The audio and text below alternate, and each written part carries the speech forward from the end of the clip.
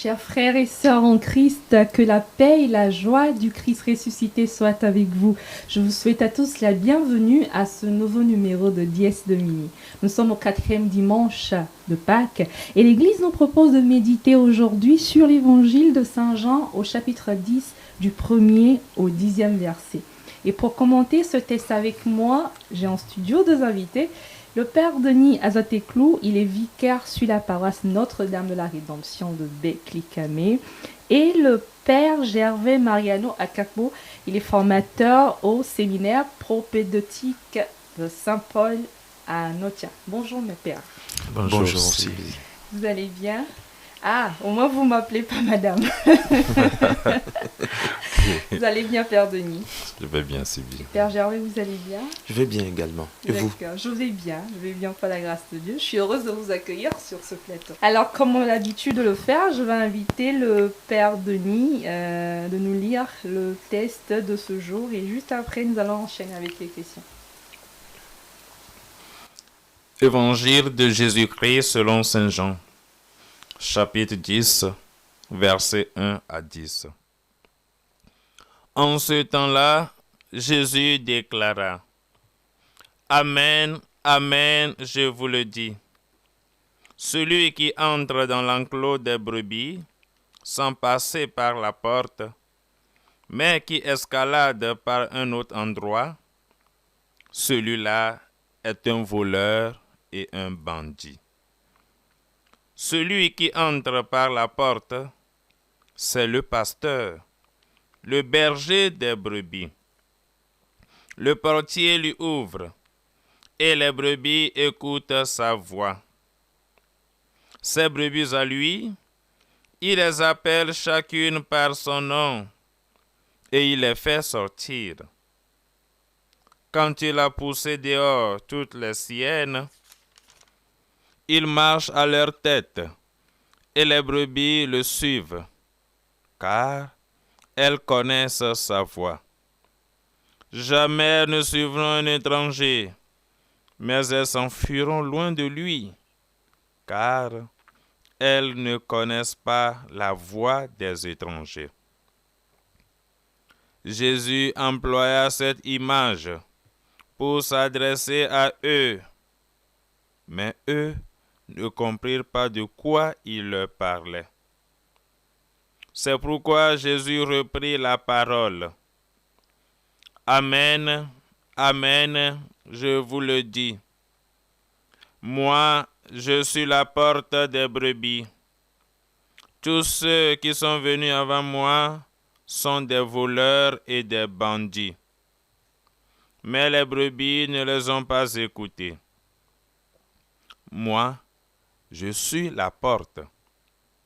Si quelqu'un entre en passant par moi, il sera sauvé.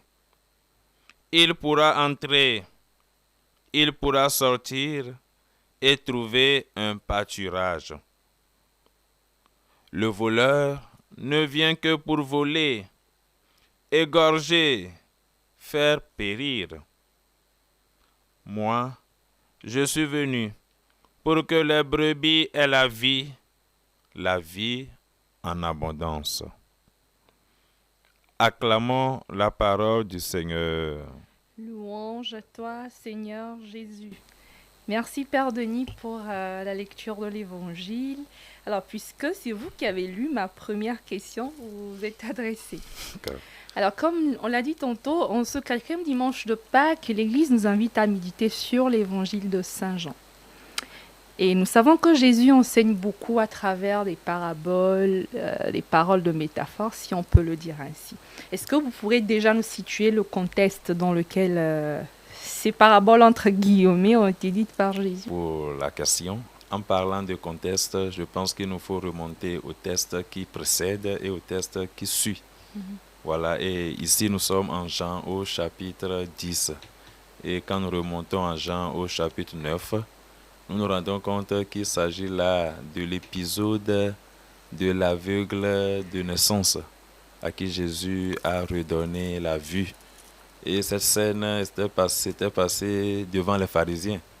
Et ces pharisiens qui s'étonnaient et qui s'indignaient de cette guérison. Cet épisode, nous l'avions écouté tout récemment et nous l'écoutons souvent au 4e dimanche du temps de Carême. Voilà. Et en parlant de ce test, nous voyons Jésus en face des pharisiens. Ces pharisiens-là qui tardaient à croire, ou bien mieux, qui refusaient de croire. Donc ces pharisiens qui étaient aveugles. Et l'aveuglement de ces pharisiens pose problème vis-à-vis du peuple, vis-à-vis aussi de l'entourage. Or, ces pharisiens se disaient les guides du peuple. Étant aveugles, est-ce qu'on peut réellement conduire le peuple? On comprend alors pourquoi le Seigneur va s'adresser aux pharisiens pour leur dire, avant d'être guide, en d'autres termes, avant d'être berger, il faut bien connaître, il faut bien savoir ce dont on est engagé. Voilà un peu de façon résumée si nous pouvons situer le contexte. Donc de façon résumée, Jésus s'adressait aux pharisiens. Merci Père Denis. Père Denis a pratiquement tout dit. Il a pratiquement tout dit. Il a bien situé le texte, ce chapitre 10 qui se retrouve entre le chapitre 9 qui a parlé de la guérison de l'aveugle de naissance et le chapitre 11 qui va suivre ce chapitre 10 où nous vivrons la mort et puis la résurrection de Lazare. Ouais. Lazare. Donc Jésus s'adresse indirectement aux pharisiens. Il s'adresse indirectement aux pharisiens. Il ne les a pas nommés. Il s'adresse indirectement à eux parce qu'ils ne voulaient pas croire. Ils ne voulaient pas croire. Non seulement qu'ils ne voulaient pas croire, mais ils voulaient empêcher ceux qui étaient témoins, ceux qui étaient présents. Ceux qui étaient présents à la guérison de cet aveugle de naissance, ils voulaient les empêcher de croire. Mais quand même, si vous ne voulez pas croire, on peut l'admettre, mais empêcher les autres. Donc voilà. Et cette façon, cette compréhension nous vient de l'attitude des parents de cet aveugle de naissance qui ont dit, ben, il est assez grand, allez lui demander. Donc voilà, ne pas empêcher les autres. Vous ne voulez pas croire, oui, mais pourquoi empêcher les autres? Alors Jésus va continuer avec cette histoire, cette allégorie, cette parabole du berger puis de la brebis. Donc voilà. Alors justement, Père Gervais, dans ce passage de l'Évangile, Jésus affirme « Amen, amen, je vous le dis, moi je suis la porte des brebis ». Et c'est assez surprenant qu'il dise « Je suis la porte des brebis ». Parce que nous avons toujours pensé que Jésus était le berger. Mais dans ce texte, il dit « Je suis la porte des brebis ». Dans le même chapitre, au verset 14, lui-même l'affirme clairement « Je suis le bon berger ». Et la lettre aux Hébreux, chapitre 13, verset 20, désigne Jésus comme le bon berger des brebis. La première lettre de Saint Pierre apôtre, chapitre 5, verset 4, désigne Jésus comme le chef des pasteurs. Alors, comment comprendre cette nouvelle métaphore de Jésus s'identifiant à la porte des brebis? Parce que ça peut vraiment porter à confusion, ce passage. Jésus qui, comme nous le savons, nous l'identifions au bon berger, mais là, ici, il parle de la porte des brebis. Alors, dans tout l'évangile de Jean, il y a cette idée de l'abondance, de la surabondance en présence de Jésus. Déjà, le deuxième chapitre de cet évangile de Jean, qui parle des noces de Cana, dit, bon voilà, il manquait de vin, Jésus était, et puis sa maman, Marie, s'adresse à lui, ils n'ont plus de vin. Et puis voilà, il dit, remplissez ces jarres d'eau, et puis bon, voilà, l'eau qui est devenue du vin. Non pas simplement du vin, le meilleur. Bon vin. Le meilleur. Ouais. Donc, il y a cette idée de surabondance, et Jésus, il est la plénitude, il est la totalité. Donc, il est le berger, il est la porte, mieux encore, Jean nous le présentera comme le portier. Il est. Et dans la lettre, non, dans le livre de l'Apocalypse de Saint Jean, Jésus dit que, voilà, au chapitre 3, il dit, voilà, je me tiens à la porte et je frappe. Celui qui entend et qui ouvre, je viendrai chez lui, je prendrai mon repas avec lui. Pas le repas de celui qui l'accueille. Autrement dit, Jésus vient avec son repas, lui, son repas à lui, Jésus, et c'est ce repas qu'il partagera avec celui qui l'accueille. Autrement dit, il est vraiment le tout. Il est vraiment le tout.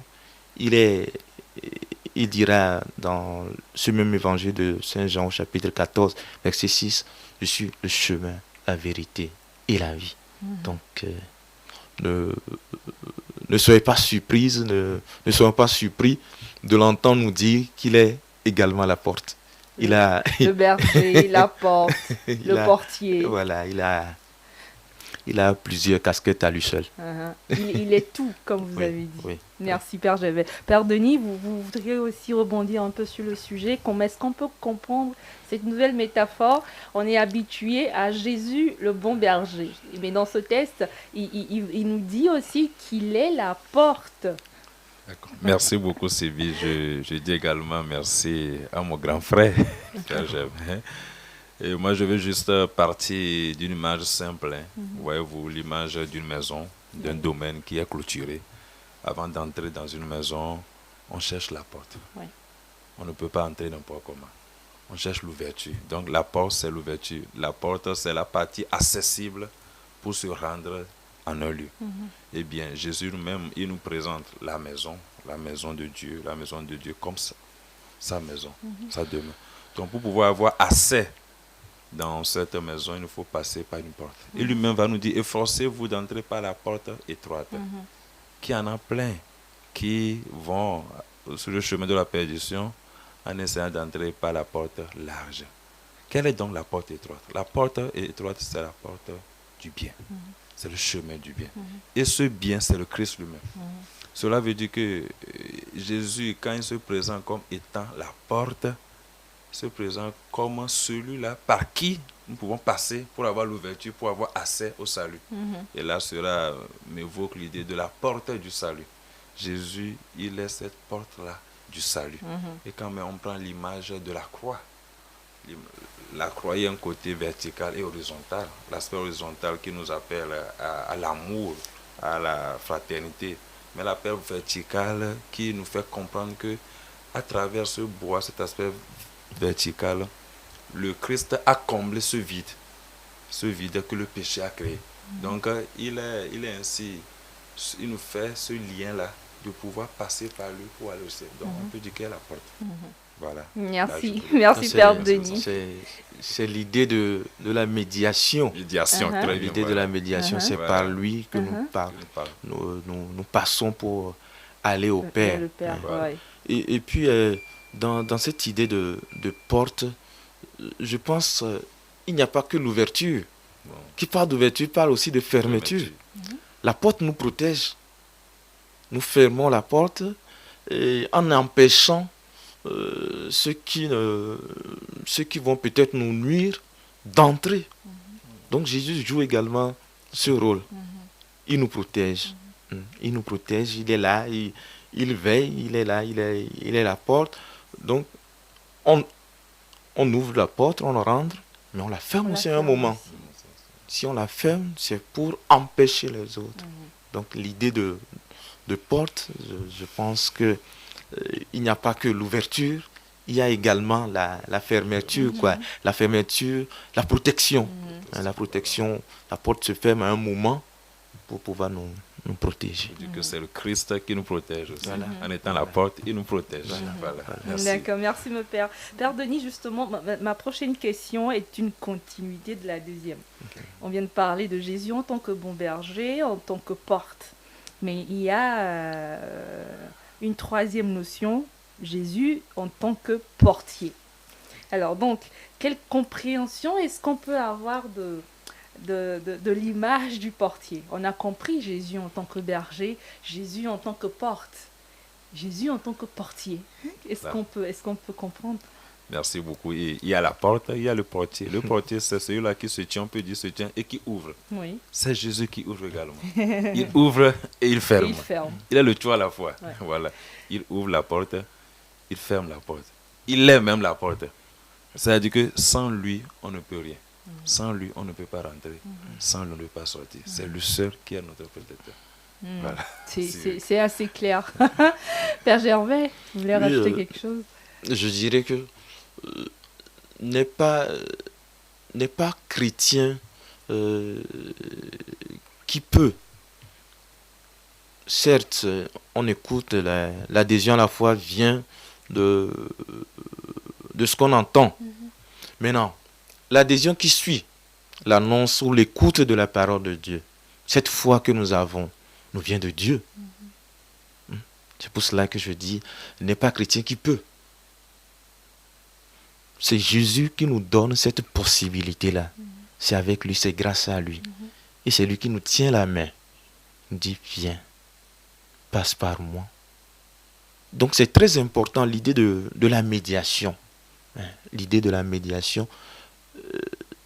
Dieu ne nous a parlé que par ce Fils. Que par ce Fils. Et si nous voulons aller au Père, il nous faut impérativement passer par lui. C'est lui le portier. Il n'y a rien à faire. Il n'y a rien à faire. Donc c'est très important l'idée de la médiation. L'idée de la médiation. Et je m'en vais jusqu'à vous citer Saint Jean de la Croix qui dit ceci. Dès lors Dieu nous a donné son Fils qui est sa parole, Dieu n'a pas d'autre parole à donner. Il nous a dit à la fois et d'un seul coup, en cette seule parole, il n'a rien de plus à dire. Car ce qu'il disait par partie aux prophètes, il a dit tout entier dans son Fils, en nous donnant ce tout qu'est son Fils. Voilà pourquoi celui qui voudrait maintenant l'interroger ou désirerait une vision ou une révélation, non seulement ferait une folie, mais ferait injure à Dieu. Donc, avec Jésus, nous avons tout. Plus besoin d'aller consulter tel devin, d'aller consulter tel prêtre, fut-il pape, pour dire, bon, je voudrais une vision, je voudrais une prophétie sur ma vie, je voudrais que vous disiez quelque chose sur ma vie, parce que ce matin, je me suis réveillé. Voilà.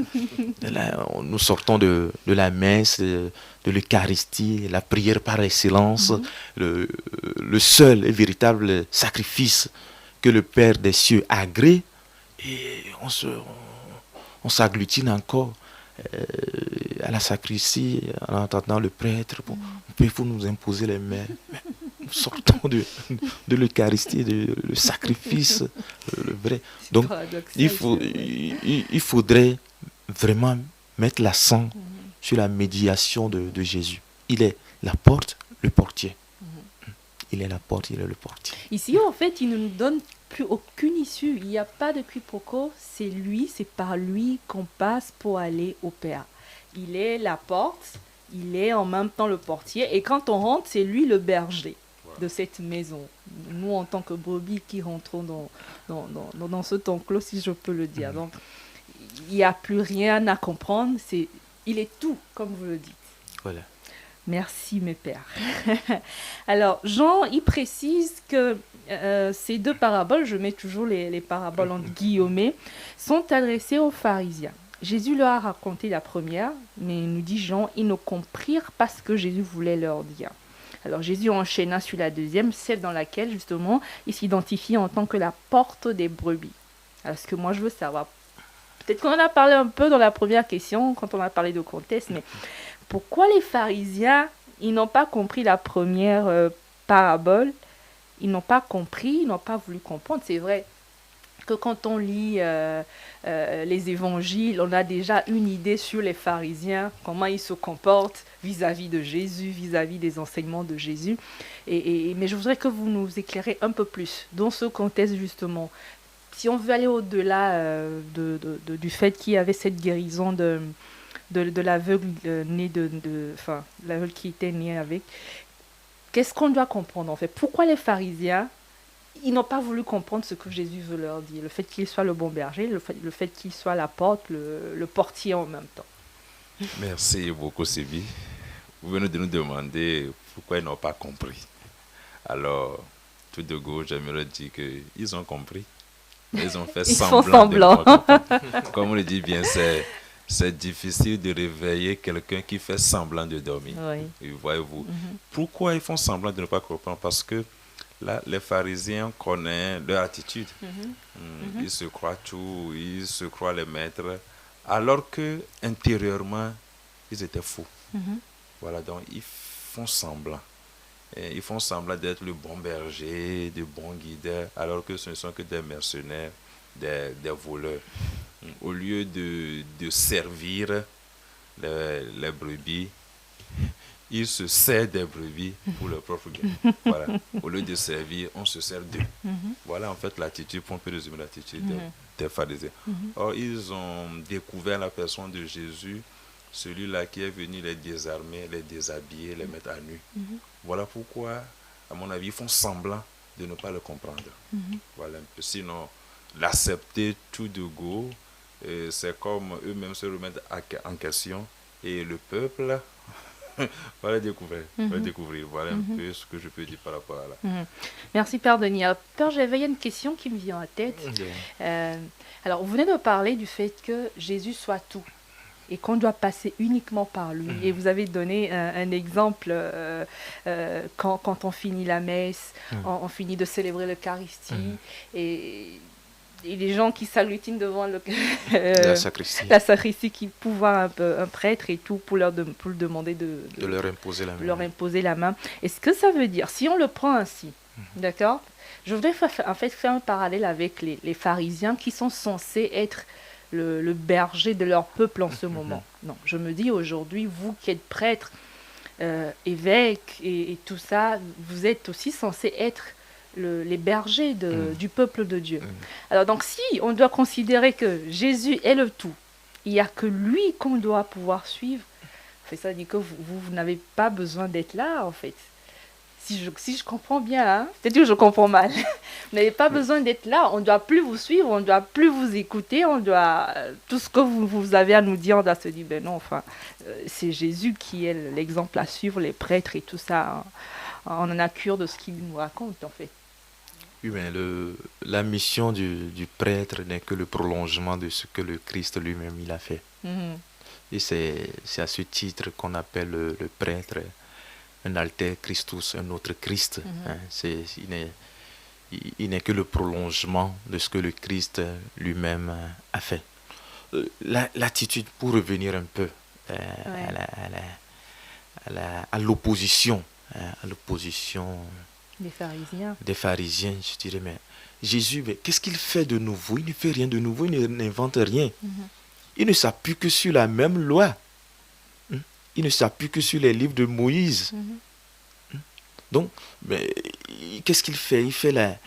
Il corrige cette interprétation superficielle. Il va en profondeur. Il dit, mais vous avez appris qu'il vous a été dit. Eh bien, moi, je vous dis. Donc, nous partons de quoi? Nous partons du test. Donc, Jésus n'invente rien.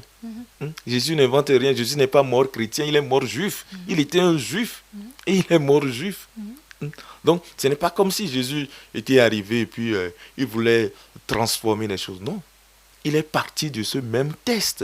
Il est parti de cette même loi avec une nouvelle interprétation, avec une nouvelle façon de vivre la chose. Donc, il n'est plus resté dans les tests, mais il s'est approprié cette loi et puis il l'a traduit dans sa vie, dans son quotidien.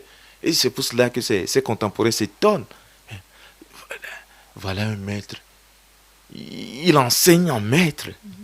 Il possède son sujet. Il le possède comment? Parce qu'il le traduit dans sa vie. Et chaque fois, à la fin de chaque miracle, il y a toujours cette tendance-là. Bon. Des incrédules, ceux qui peinent encore à croire. Et au même moment, il y en avait qui adhéraient à la personne. Donc il y a toujours ça. Il y a toujours ça.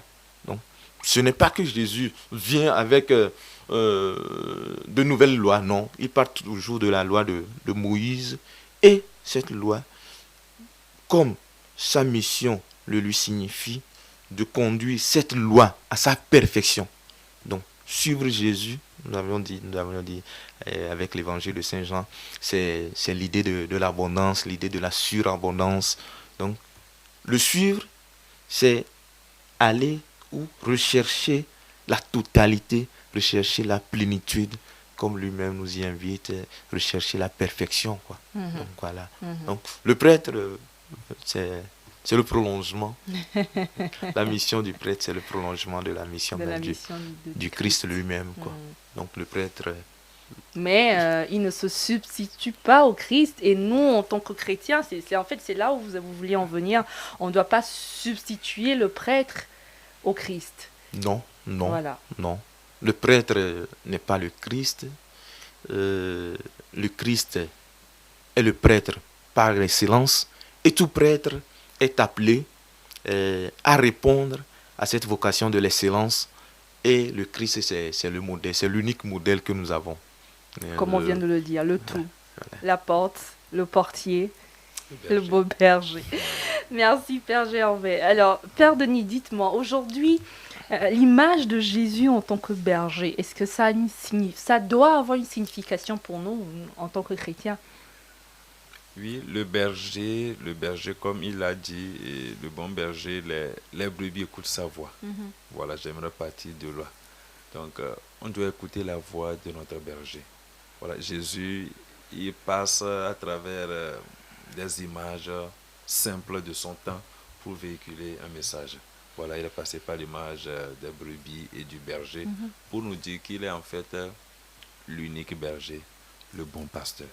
Et maintenant, pour qu'une brebis ne se perde pas, que doit-elle faire? C'est d'écouter le bon berger. Voilà. Et le message central de ce test. Tout ce à quoi le Christ veut nous inviter, c'est de ne pas aller à notre perdition. Et pour ce faire, il faut l'écouter. C'est lui seul, le bon berger, le bon pasteur. Voilà pourquoi d'ailleurs ce dimanche est appelé dimanche du bon pasteur. Merci. Merci, Père Denis. Alors, Père Gervais, au verset 8 de ce test, Jésus nous dit, Saint Jean nous dit, il paraphrase Jésus, « Tous ceux qui sont venus avant moi sont des voleurs et des bandits, mais les brebis ne les ont pas écoutés. » Alors, quelle compréhension est-ce qu'on peut avoir de ce verset? Quand il parle de bandits, de voleurs, et il dit « tous ceux qui étaient là avant moi ». C'est un peu... Je ne sais pas, il parle des prophètes.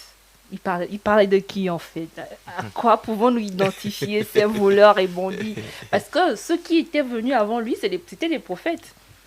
Donc on ne sait pas trop en fait de quoi il parlait. C'est les voleurs, les bandits qui étaient venus avant lui. Et que les brebis n'ont pas écouté. D'abord l'idée du berger, avant de venir à la question précise de la nature de ces bandits, de ces voleurs, de ces brigands. L'idée du berger a voyagé depuis l'Ancien Testament. Dieu a été perçu par le peuple d'Israël, le peuple élu, par le berger, le véritable berger. Et dans le livre du prophète Ézéchiel, au chapitre 34, Jésus, par la bouche de son prophète Ézéchiel, Dieu par la bouche de son prophète Ézéchiel a fustigé l'attitude de ces bergers qui se sont détournés de leur mission, de leur vocation, comme le Père Denis le disait tantôt. Ils se servaient des brebis. Et cette métaphore, quand on parle de brebis, c'est le peuple, c'est le peuple d'Israël. Donc, ceux qui avaient mission de garder, de protéger, de veiller sur le bien-être du peuple, voilà eux qui sont devenus des causes de l'amaigrissement, des causes de la malnutrition des troupeaux, des brebis. Alors Dieu, il dit au verset 10 de ce chapitre 34, il dit, je viendrai moi-même prendre soin de mon peuple, je viendrai moi-même prendre soin. Donc, le berger, c'est celui-là qui a vraiment souci, qui éprouve vraiment de l'empathie vis-à-vis de la brebis. Vis-à-vis de la brebis, il en prend soin. Et chaque brebis vaut ce qu'elle est pour Dieu. Chaque brebis vaut ce qu'elle est pour Dieu, pour le berger qu'il est. Alors, par rapport pour revenir à votre question, je ne dirais pas que, bon, voilà, les brigands, c'est les prophètes. Moi, je réagirais, je répondrais à cette question en faisant toujours le lien avec la totalité, avec la plénitude. Je vous coupe pas, mon père. Alors, Oui. cette question, je la pose en tant que profane, en tant que quelqu'un qui ne comprend pas la Bien sûr. Bible, quelqu'un qui ne comprend pas vraiment les métaphores de Jésus. Donc, peut-être, je sais que les prophètes ne sont pas venus tuer, voler, mais pour quelqu'un qui ne sait pas, voilà. Donc, je pose la question à la place de quelqu'un qui ne sait pas ce que les prophètes sont venus faire, si c'est d'eux que Jésus parle en tant que voleur et bandit. Voilà, la précision. Bon, nous avions dit entre-temps que ce message est adressé aux pharisiens. Voilà. Donc, une compréhension littérale nous dira que, bon, voilà, il s'adresse aux pharisiens. Mais en même temps, il faudrait faire attention pour ne pas balayer du revers de la main tout le travail préparatoire fait par les prophètes, puisque leur mission, c'était de préparer le peuple de Dieu à accueillir son envoyé, à accueillir son Messie. Ouais. Jésus ne serait pas en train de dénoncer tout ce travail, voilà, toute cette préparation. Voilà. Donc, c'est pour cela que moi, je dirais plutôt que, avant de laisser la parole au Père Denis, je dirais plutôt que je vois la chose comme un manque. Comme un manque. Le faux, je pourrais lui trouver le synonyme de manque. Okay. Un faux problème. Il y a quelque chose qui lui manque.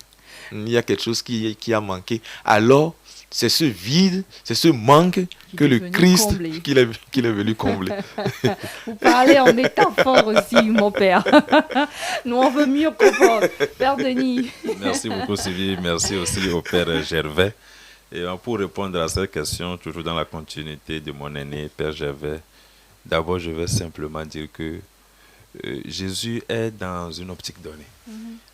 Avant de répondre, Jésus va nous dire qu'il est la porte. Oui. Donc, lorsqu'il va dire que tous ceux qui sont venus avant moi, cela doit être compris dans un sens beaucoup plus figuré. Avant moi, c'est-à-dire avant la porte là. C'est-à-dire que tous ceux qui ne sont pas passés par la porte là, tous ceux qui se sont dit bergers, mais qui ne tenaient pas la porte là comme la référence, la source, tous ceux-là sont des bandits, des voleurs. Et cela nous renvoie même au début de l'évangile. Le début de l'évangile me donne une réponse à votre inquiétude. Le début dit, je vous le dis, celui qui entre dans l'enclos des brebis sans passer par la porte, mais qui escalade par un autre endroit, celui-là est un voleur et un bandit. Voilà la réponse. Maintenant, nous avons connu des prophètes. Il y en a qui sont venus. Tous les prophètes qui étaient là avant le Christ, on ne peut pas dire que tous étaient bandits. L'histoire même de la Bible nous a montré certains prophètes qui n'avaient pas été quand même à la hauteur, ou bien mieux, des faux prophètes, pour le dire ainsi, qui étaient beaucoup plus au service du roi, et qui détournaient le message. Oui, nous avons de ces exemples-là aussi. Ils se disaient prophètes, mais en fait, ils n'étaient pas prophètes. Au lieu de servir le peuple, il se sert d'eux.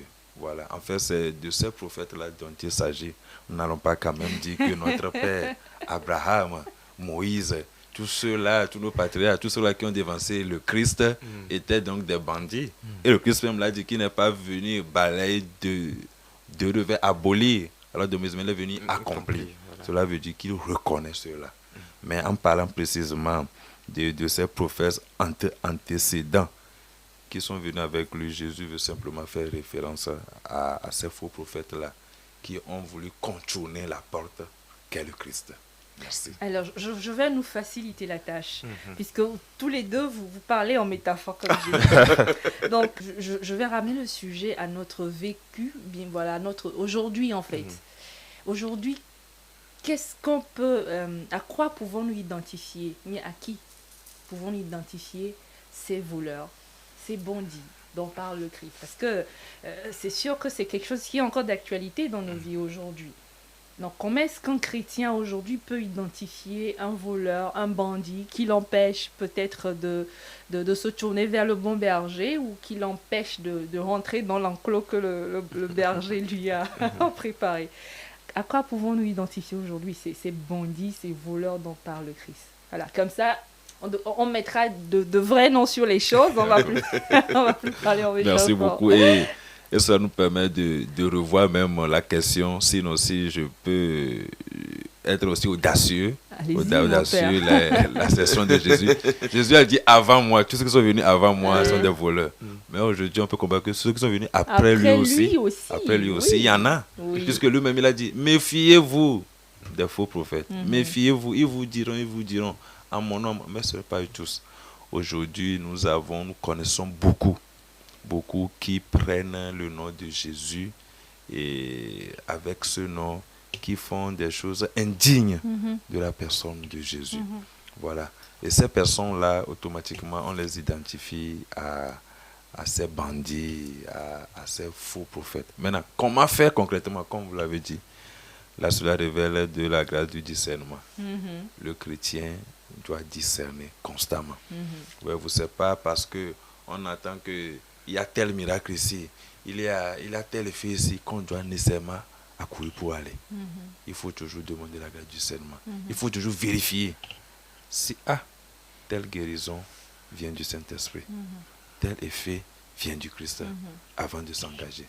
Sinon, on connaît, nous sommes prêtres et on a des retours. On court vers tel, mais finalement, quand on fouille, on voit que l'origine n'est pas tellement... On se perd. Voilà, on se perd. C'est ce que je peux dire. Père Gervais, vous voulez ajouter quelque chose? Un autre détail. Non, ça va. ça va. Un autre détail par rapport à la nature de notre berger, qu'est le Christ, le véritable berger. Non seulement que Jésus, berger, a autour de lui des brebis, il est pour les brebis qui sont dans son enclos, qui sont dans sa communauté, dans sa bergerie.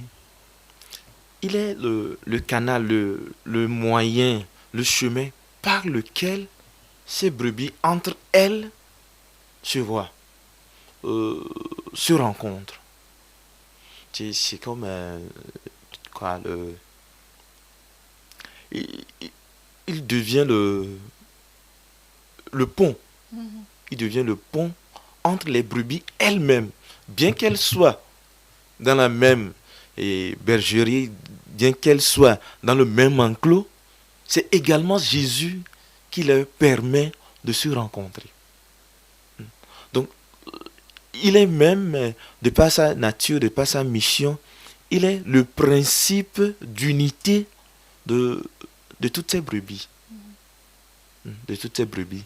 Et la mission du prêtre, du pasteur, c'est bien cela. C'est bien cela. Incarner l'unité dans sa communauté. Veiller à cette cohésion, à cette unité dans sa communauté, qu'il permette à celui-ci de se sentir bien dans la communauté, que le prêtre lui-même, le pasteur lui-même n'emprisonne pas, n'embrigade pas sa communauté dans une façon de faire, dans une vision, qu'il ait les bras assez ouverts, les mains les bras assez tendus, les mains assez ouvertes pour pouvoir embrasser toute sa communauté. Bon, voilà, c'est important de faire ressortir ce trait-là, cet attribut du berger qu'incarne Jésus. Il n'est pas là seulement pour tout le monde à la fois, il est là également pour les individualités. Il permet, c'est comme Sibi dans son rôle de journaliste, nous permet, au Père Denis et moi, d'aborder des sujets. Donc voilà, Jésus, comme berger, il le fait également. Il est là pour chacun de nous. Voilà. Merci Père Gervais. Alors, nous savons que, par expérience, qu'une brebis, c'est un animal inoffensif et qui peut être facilement à la merci justement des voleurs, des bandits, comme le dit Jésus. Alors, cependant, Jésus nous dit que jamais les brebis ne suivront un étranger. Comment expliquons-nous, si on fait revenir tout ça encore à notre vécu, comment expliquons-nous le fait que nous, aujourd'hui, en tant que brebis, nous n'entendons toujours pas la voix du berger? Il y a des jours où on n'en fait qu'à notre tête, on ne l'écoute pas, on préfère même prendre les chemins de perdition parce que c'est beaucoup plus facile. Le Père Denis l'a dit au début, la voie est plus facile, elle est beaucoup plus large, donc ça nous attire plus. Donc, qu'avons-nous besoin pour incorporer en nous la figure de la brebis qui s'enfuit loin de l'étranger, qui s'enfuit loin du voleur, qui s'enfuit loin de... Moi, en fait, je ne veux pas juste prendre le voleur ou le bandit comme peut-être le faux prophète. Je peux dire aujourd'hui, peut-être qu'on a beaucoup de choses dans nos vies aussi qui constituent entre guillemets, des voleurs, des bandits, qui nous empêchent d'écouter la voix du Christ. Alors, dans ces cas-là, comment est-ce qu'aujourd'hui, en tant que chrétien, qu'est-ce qu'il faut faire pour pouvoir mieux écouter la voix du berger du Christ et nous enfuir loin des chemins de perdition, des séductions de ce monde? Alors là, Jésus s'adresse directement, non plus aux faux prophètes, non plus aux pharisiens, mais aux brebis, ceux qui sont avec lui. Alors, il faudrait, je pense, pour le premier volet de la question qui se présente comme un constat amer. Oui. Jésus serait-il en train de se tromper? Jésus serait-il en train de nous surestimer en disant que bon voilà, que ces brebis à lui écoute. Bon, je commencerai par dire l'optimisme de Jésus. L'optimisme. Et par la suite, je dirais que de cet optimisme peut naître le vœu, le souhait. C'est ce qu'il veut. C'est ce qu'il veut pour nous. C'est ce qu'il veut pour nous. C'est ce qu'il veut pour cette brebis-là. C'est ce qu'il veut pour nous. Bon, dans un premier temps, je dirais que l'optimisme de Jésus, et cet optimisme est auréolé par ce vœu que les brebis... voilà. Maintenant, au-delà de tout, il y a quand même la liberté de l'être humain. Il y a quand même la liberté de l'être humain. Et cette liberté, et c'est au nom de cette liberté que nous le choisissons ou nous le rejetons. De toute façon, lui, il est toujours fidèle. Donc je pense, à mon avis, que il y a l'optimisme de Jésus, ce qu'il veut, et il y a par la suite ce qu'il veut, ce souhait-là, ce désir qu'il a de nous avoir tous à ses côtés, de nous avoir tous pour lui. Donc il croit en nous, et il croit en l'être humain. Le chapitre 5 de l'évangile de Matthieu, à la suite du sermon sur la montagne, quand il dit vous avez appris que moi je vous dis. Donc ça voudrait dire que c'est Jésus croit en l'être humain, vous en êtes capable, vous pouvez le faire. Et la finale de ce chapitre 5 dit vous donc soyez parfaits comme votre... C'est-à-dire, vous avez la possibilité, vous pouvez le faire avec moi. Donc il croit en nous. Donc c'est une façon de nous stimuler, de nous pousser à vraiment répondre à l'appel de notre berger. Donc voilà. Mais mon père, justement, dans les cas où on a l'impression que le berger est un peu absent et que les voleurs et les bandits se font beaucoup plus présents, c'est une impression, hein, et ça c'est une réalité, et que les voleurs et les bandits sont beaucoup plus présents, mais on sait pertinemment que ce sont des voleurs et des bandits. Et on est tenté de les suivre, ou on les suit carrément des fois. Mais en tant que chrétien, qu'est-ce qui doit nous retenir de ne pas aller sur ces chemins que les voleurs et les bandits nous proposent, et de continuer pas à écouter, entendre la voix du brebis, malgré le fait qu'on pense peut-être qu'il est un peu absent ou silencieux. Non, mais ce n'est pas la présence ou l'absence du Christ qui nous oriente dans nos choix, c'est une adhésion. Totalement. C'est une adhésion.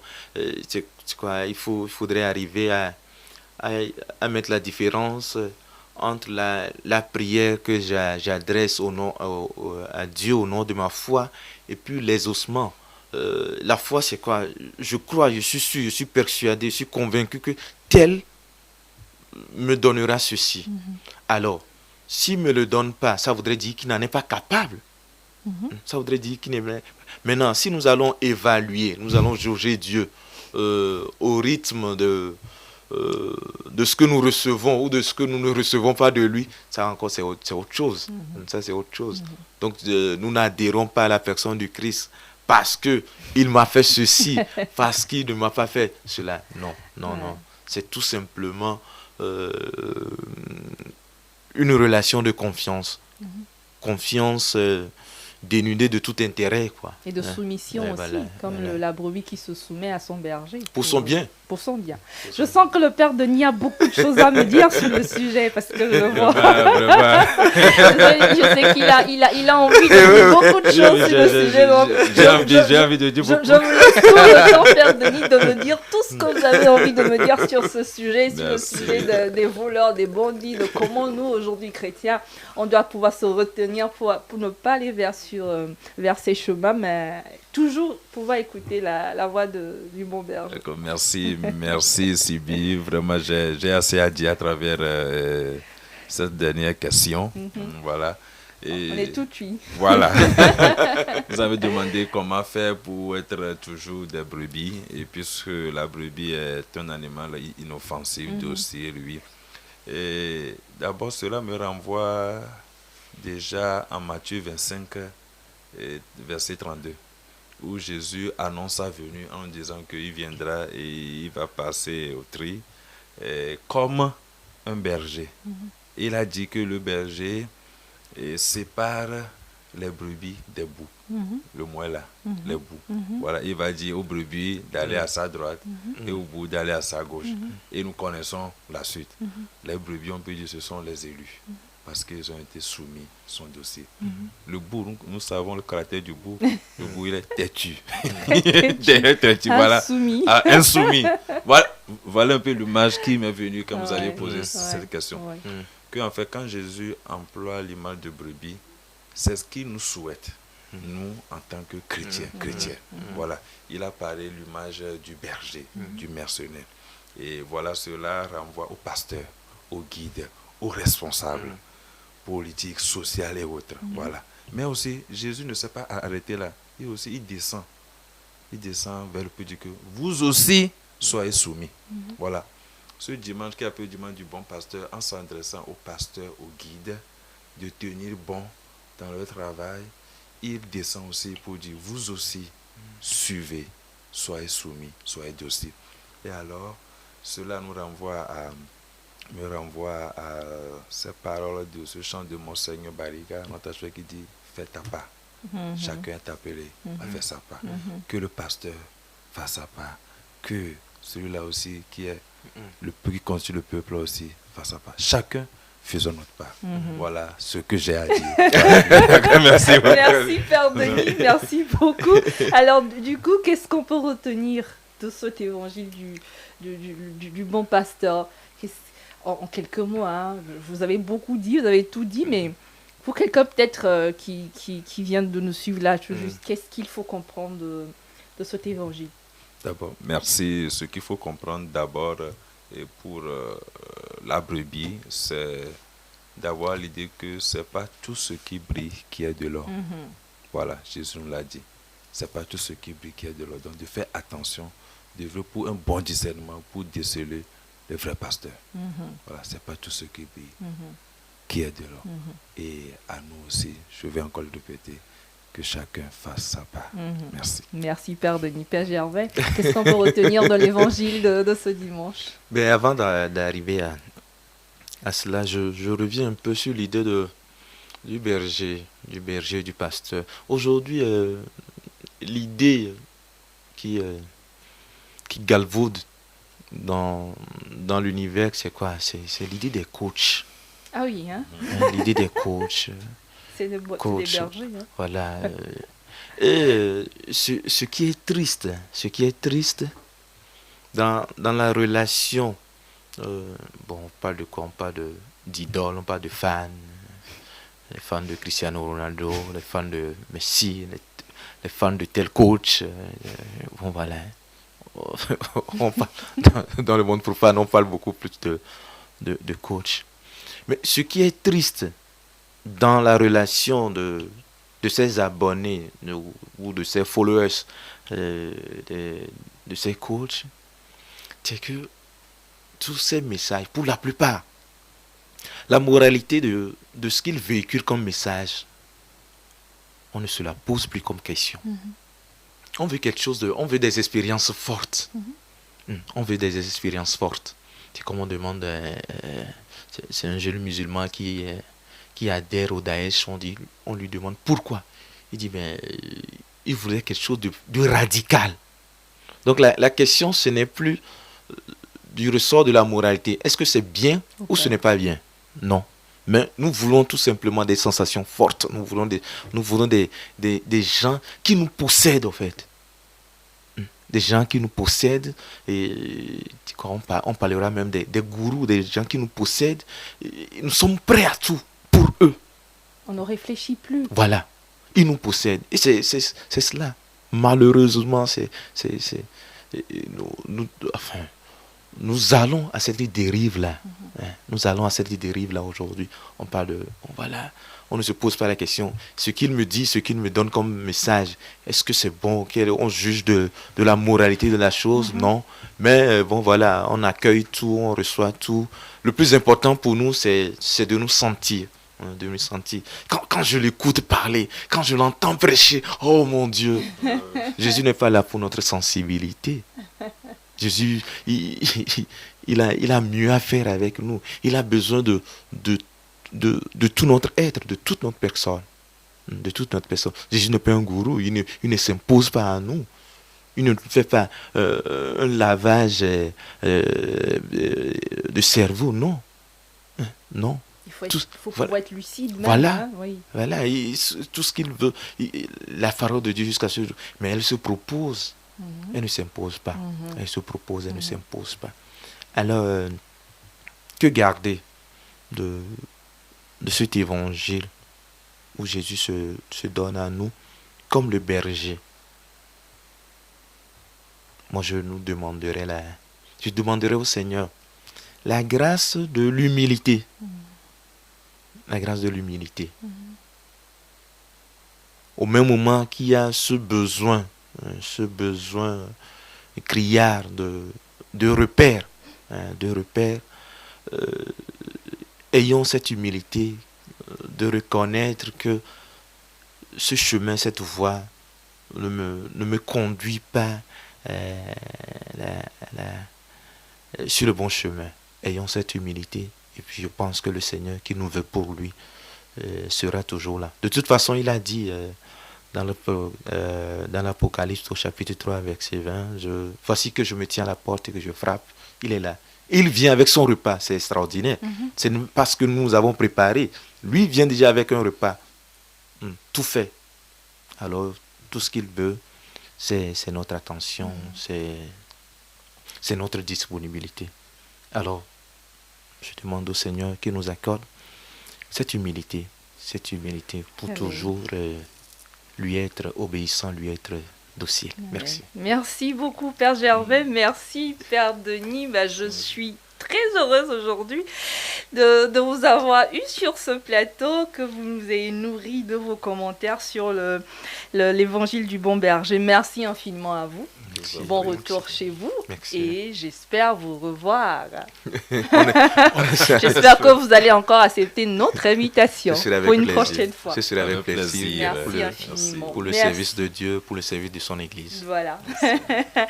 Merci à vous aussi, chers amis téléspectateurs. Et vous l'aurez compris, en ce dimanche du bon pasteur, Jésus nous demande d'être de bons brebis, de le suivre, d'être soumis. Et pour nous qui avons peut-être pris de mauvais chemins, il nous demande de revenir à lui parce qu'il est notre repère, il est notre tout, il est la porte, il est le portier, il est le bon berger. Merci de nous avoir suivis.